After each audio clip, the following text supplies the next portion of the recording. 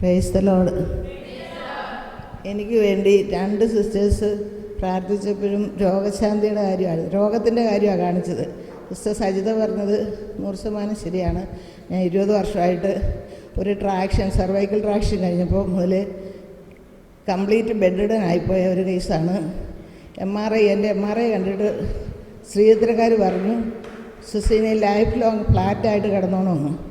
കർത്താവ് എന്നെ 1 മാസമേ ഫ്ലാറ്റാക്കി കിടത്തിയുള്ളൂ.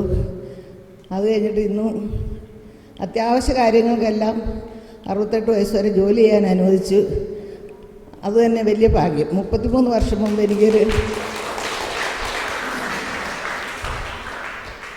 33 വർഷം മുമ്പ് എനിക്കൊരു വണ്ടി ആക്സിഡൻ്റ് ഉണ്ടായി. ഇരുന്നിപ്പോൾ സ്ലിപ്പ് ചെയ്ത് താഴോട്ട് പോയതുകൊണ്ട് എൻ്റെ നട്ടലിൻ്റെ താഴെ ഭാഗവും അതുപോലെ തന്നെ ഇൻറ്റേർണൽ ഓർഗൻസൊക്കെ ഒത്തിരി ഡിസ്പ്ലേസ്ഡ് ആയിരുന്നു.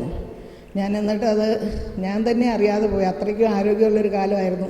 പക്ഷേ നെർവ് ഇഞ്ചറി ഉണ്ടായിരുന്നതുകൊണ്ട് പെയിന് ഇടയ്ക്കിടയ്ക്ക് വരും, വിട്ടു വരും. ഇങ്ങനെയൊക്കെ വന്നിട്ട് പലതും പറഞ്ഞപ്പോൾ കൊച്ചു പ്രായമായതുകൊണ്ട് ഇഷ്ടമില്ലെങ്കിൽ കോൺവെൻറ്റിൽ നിന്ന് പോകാനായിരിക്കും എന്നൊക്കെ എന്നെ തെറ്റിദ്ധരിച്ചിരുന്നു. പക്ഷേ കർത്താവിനോട് ഞാൻ പറഞ്ഞു, കർത്താവേ എനിക്ക് വിളിയുണ്ടെങ്കിൽ തീർച്ചയായിട്ടും എന്നെ നിർത്തണേ, എന്നെ നടത്തണേ എന്ന് പറഞ്ഞു.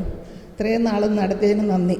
പിന്നെ ഇപ്പോഴൊരു പ്രശ്നമുള്ളത് എന്നാന്ന് ചോദിച്ചാൽ എൻ്റെ ലിഗമെൻറ്റ്സ് എല്ലാം പെട്ടെന്ന് ടയറാകുന്നുണ്ട്. അതുകൊണ്ടാണ് എനിക്ക് നടക്കാൻ വയ്യാത്തത്.